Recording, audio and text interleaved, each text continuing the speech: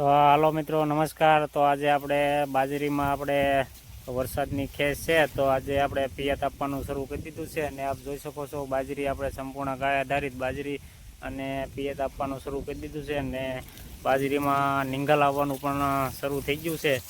તો આ રીતે આપણે બાજરીનું વાવેતર કરેલું છે અને બાજરીમાં આપણે મિશ્ર પાક તરીકે અત્યારે મગનું પણ વાવેતર કરેલું છે।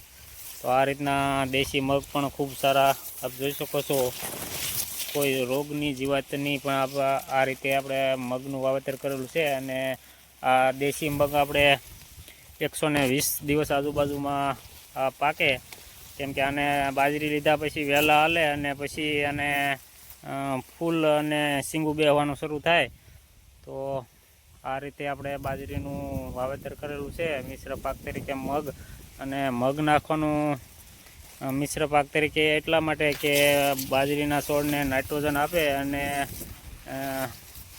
ખાતર આપણે દેવાનું ન હોય કોઈ પણ કેમિકલ, એટલે આપણે એ રીતનું વાવેતર કરીએ તો ખૂબ સારું આપણે મગય સારા થાય અને બાજરી પણ સારી થાય। તો આ રીતનું અમારું બાજરીનું ફાર્મ છે। આજે તારીખ 3 અને રવિવાર ઓગસ્ટ। તો આ રીતે આપણે મિશ્ર પાક તરીકે બાજરીનું વાવેતર કરેલું છે। તો જય જવાન, જય કિસાન, જય ગૌ માતા।